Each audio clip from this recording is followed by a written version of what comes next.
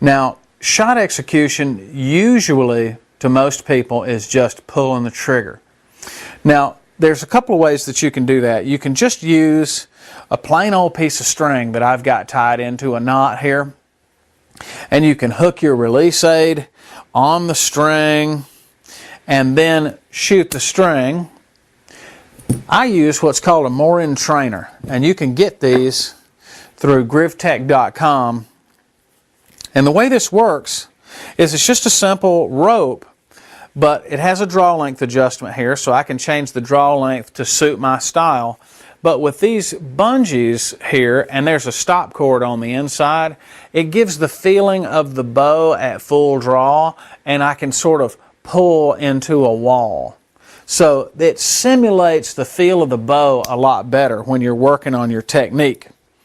So I'll hook the release on the string like so, and then I can draw this back into anchor just like my regular bow, and then anchor in and hook my finger around the trigger. Now, how you activate this is different based on which release style. So I'm going to go through the different styles and kind of give you a jumping off point with shot execution so that you can sort of work your way through. And all of this is based on your form and your alignment to the target and that framework between you and the bow. So now we'll start off with a trigger type or a thumb button trigger type release.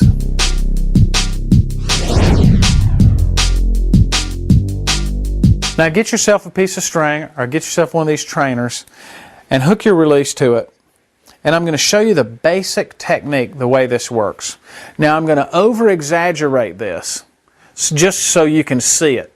I'm going to draw the bow back to full draw and I'm anchored in, and you see that I'm holding the release very firm. Now I wrap my thumb around the trigger. Now one side note, you'll need to set your trigger a lot stiffer than it used to be. You don't want to use a hair trigger. So wrap your thumb around the trigger like so. Now I'm going to move my thumb away so you can see what happens. Watch the thumb trigger as it is related to my thumb when I do this little technique.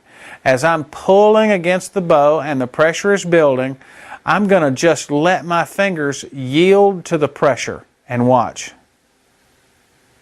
You see how that thumb trigger moves into my thumb as my fingers yield to the pressure?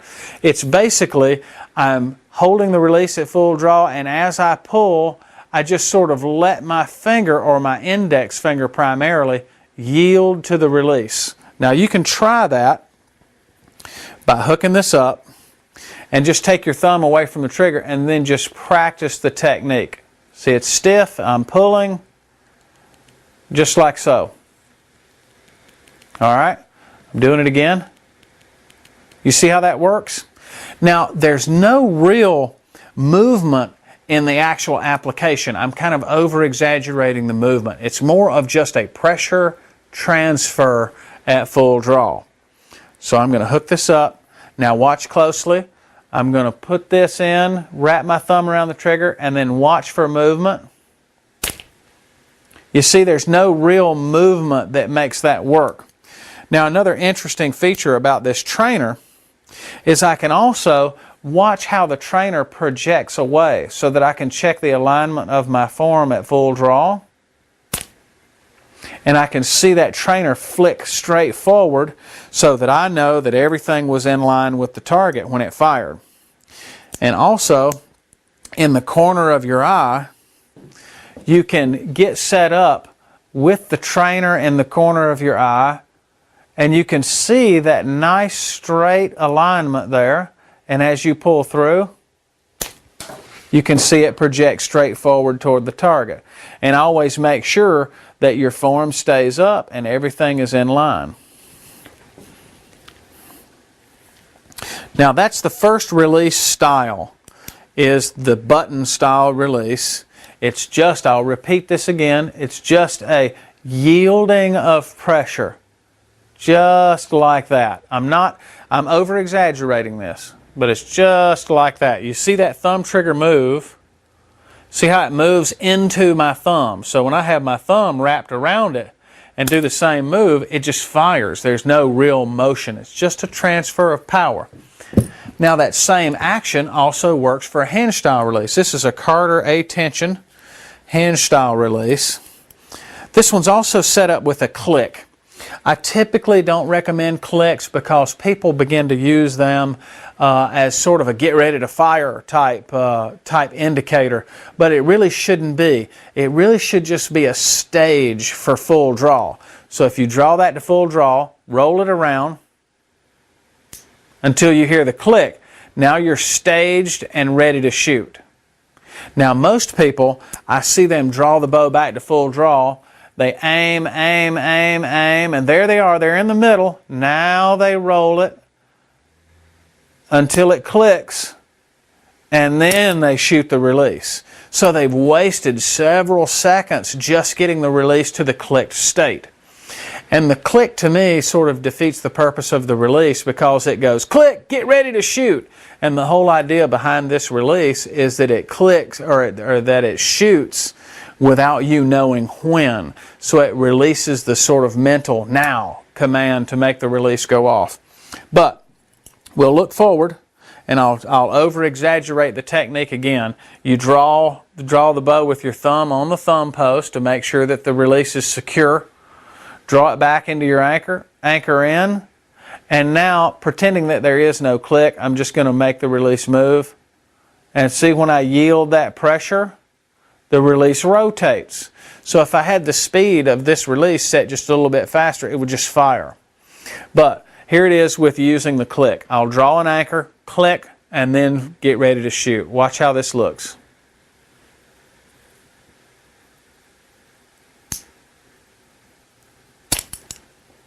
Just like that.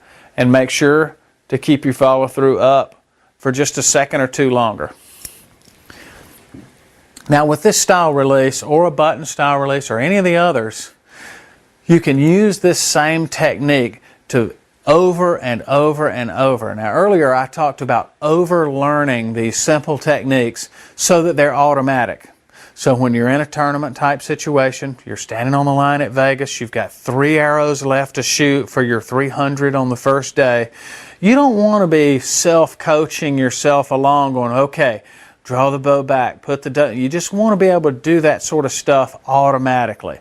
So by using a string and setting up your release aid and shooting this thing over and over and over, you can begin to feel your technique, feel the hand, develop your own style to make the release fire. Everybody's going to be different.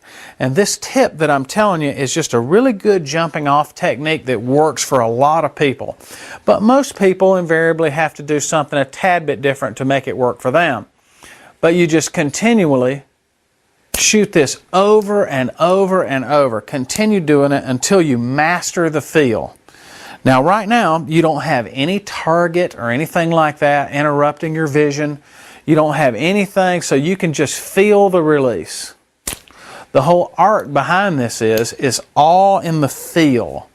And each time that you shoot this release, go through the feel in your head and say, yep, that worked out pretty good. That was about a 7. It felt really good, but I'm going to try to start off by gripping the release just a little bit harder with my thumb around the button and see if that's a little bit smoother. So I'll grip it a little bit harder. Ooh, that went off a little bit nicer. So that's a little bit better shot. So I'm trying to layer the good stuff on top of one another so until I get this feel down just right.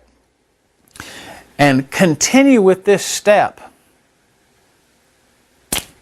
I walk around with this trainer looped over my quiver all the time, and when I'm at home and I can't shoot, I'll still shoot with my release to maintain the feel and continue to master that feeling.